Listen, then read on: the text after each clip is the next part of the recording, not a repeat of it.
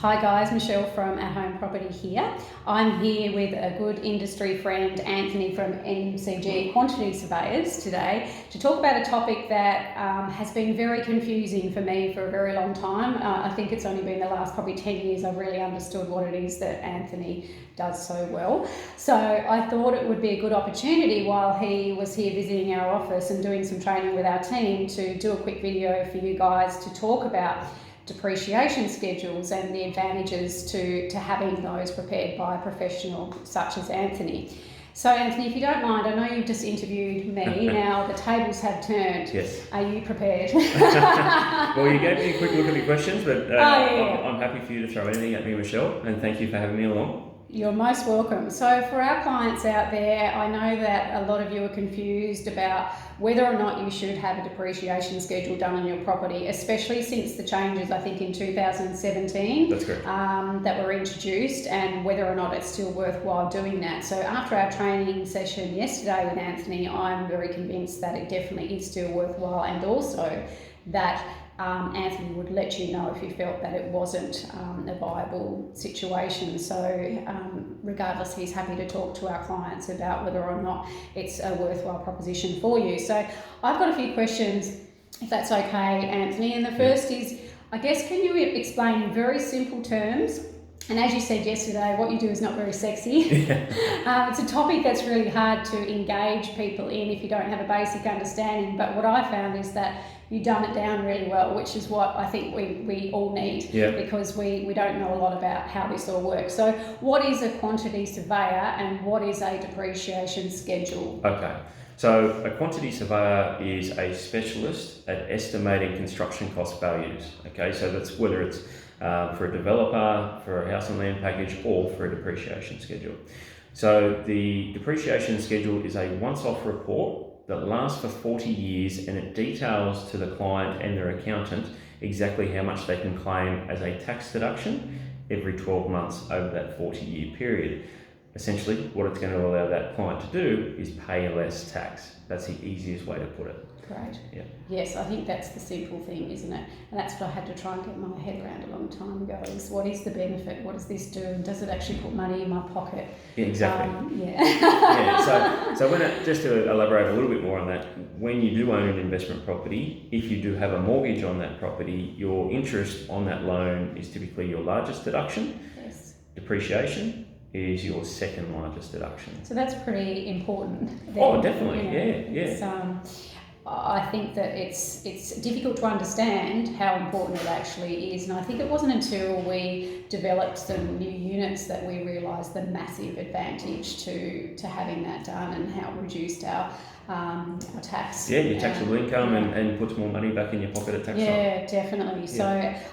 So the other question that I had was, is it worth preparing a schedule for older homes? Because in 2017, there were some new regulations, I believe, that restricted some claims. So can you explain that? Yes, so as of the 9th of May 2017, 7:30 p.m. to be exact, the government, also the ATO, decided to change the legislation around people being able to claim depreciation on second-hand properties.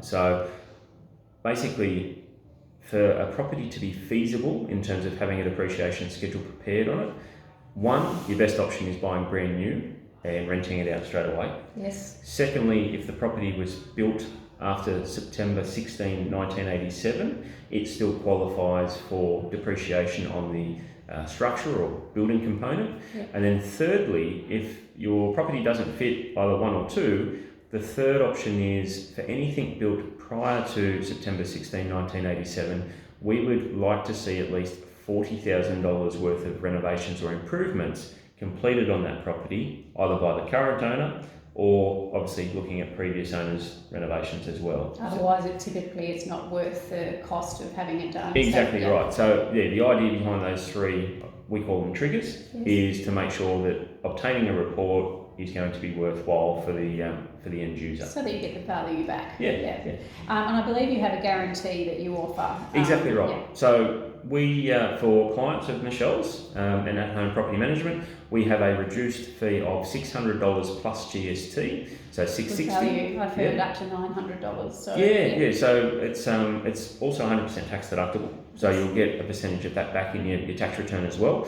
But our guarantee is we'd like to find at least double our fee worth of deductions in the first full year of claim, so minimum $1,200, to make it a feasible exercise. Yes. Now, if we go out there, we've committed to do the inspection, complete a report, and at the end of the day, we haven't been able to find double our fee, we'll either contact the client and say, look, Mr. and Mrs. Smith, we haven't been able to find what we said we would, and therefore there's no benefit to you and also no cost, so you can cancel the report at no charge.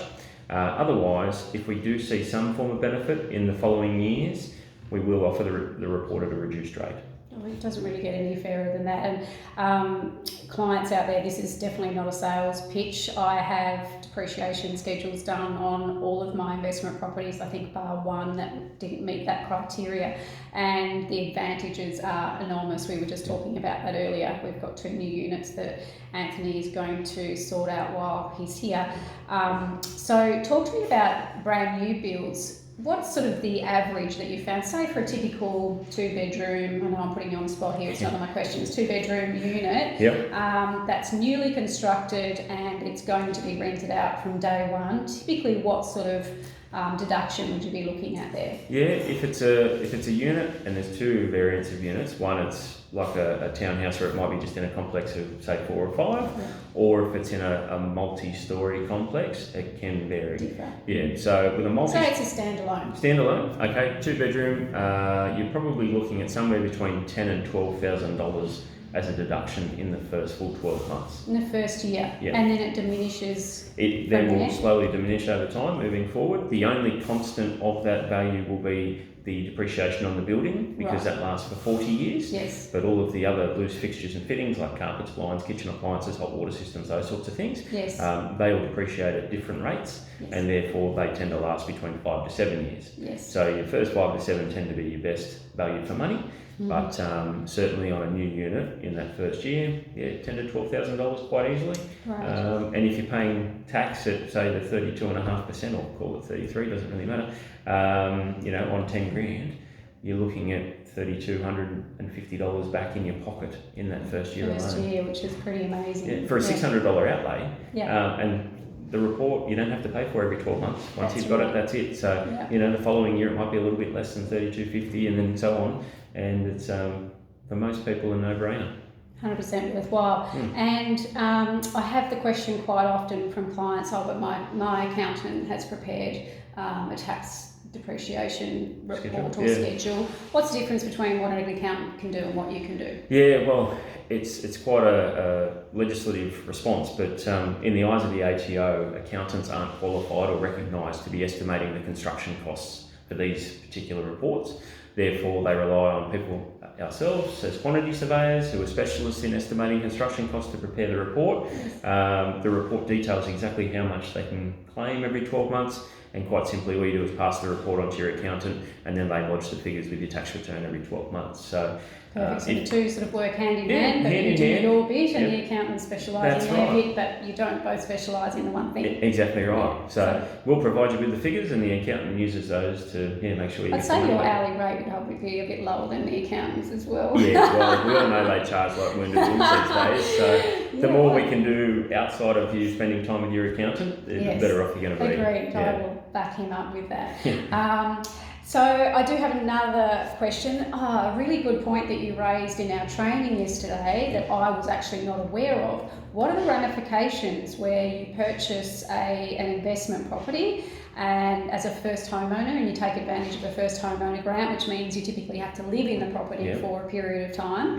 What are the ramifications for on your side of things when someone's lived in the property before they've rented it? Yeah, so that comes back to the change in legislation from 2017. So whether it's a secondhand property, so an established property, or a brand new home, and as an potential investor, you move into that property. If it was brand new, we'll stick with the brand new scenario. Brand new properties, you're always going to get the best amount of claim, okay, because everything's there.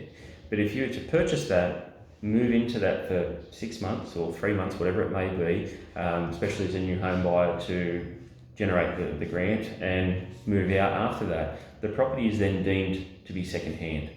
So you lose all available deductions. So it's a pretty big hit to massive. investors. So, if we go back to that two-bedroom unit scenario, we're looking at, say, $10,000 to $12,000.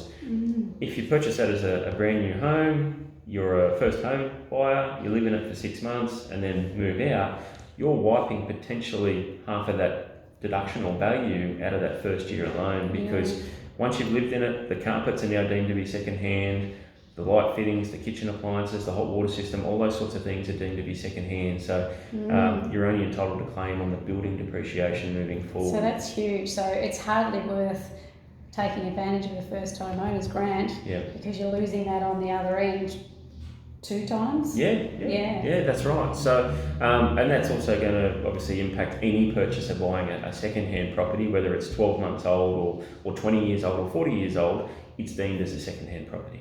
So unless you, and to go further down that path, unless you, while it's rented, replace any of those fixtures and fittings yourself, so new carpets, blinds, kitchen appliances, whatever it may be, you give it a bit of a spruce up while it's available for rent, you can then claim those items moving forward. But if it's ever been installed while you're living there, it gets written off. So you can't actually claim anything moving forward. Great. So for those clients who have already engaged your service to do a depreciation schedule and then they do upgrades later, or they replace items, should they be advising you at that point that they've replaced items within the property that they can depreciate? Yeah, look, typically if they're going to go through and replace, say, a few different assets at one time, happy to update the reports for them at basically no cost. If they were to go in and say, right, we're going to spend, $20,000 to $50,000 on upgrades, new bathrooms, kitchens, extensions, that sort of stuff, whatever it may be, we would then suggest getting the report updated. It will cost them a small fee, but just to supply the costs and dates and all that sort of stuff, and we can amend that report for them. Perfect, that's great. Sorry about the background noise, everyone. We're actually running business here, if you didn't know. We look after nearly 800 properties, so there's plenty of people walking about. Coming and going, so, this is real life. This hasn't been pre-prepared. No, and it's not scripted whatsoever. It's not scripted whatsoever. So, look, I think this is fantastic information for our investors, and I'm sure that they will see some value.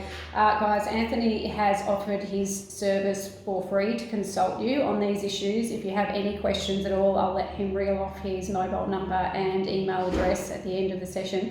And I highly encourage you to get in contact with Anthony, and I have no doubt that he will be honest with you and let you know whether or not it's a worthwhile thing for you and your situation, because they're all relatively different, but he certainly will let you know. So Anthony, if you can maybe pass on your contact information for our clients, that'd be great. Yeah, sure. So the best number to get me on is 0417 408 987. You can text me, you can call me, you can also email me at anthony.booth, BOOTH, at M for Mary, C for Charlie, G for Gary, Q for Queen, S for Sydney, so mcgqs.com.au, and happy to have a chat with you just as a courtesy and to work out whether or not your property will be feasible in terms of obtaining a report, and it'll certainly be an upfront and honest answer, so I've got nothing to hide there. And you've reeled off that email address a few times. I've had to do that a few times. People still stuff it up. It's just one of those things. But happy to help any one of your clients and give them some ideas as to whether or not. I personally think your phone's going to run hot, so I hope you're prepared for this. That's all right. And you didn't plan on having a holiday while you were here. I never get the holiday in Tassie. It's always work. I'll get you one day. So thank you so much to Anthony, and I hope you enjoy this session. I certainly got a lot out of our training yesterday, and I know that our team did. So we obviously can help you connect with Anthony. If you misplace the details, just let us know, and we can send you some basic information as well if you need it. So thanks so much, and we'll connect again, no doubt, at some point in time. Yeah, thank you, Michelle. It's been a pleasure. Thank you. No worries at all.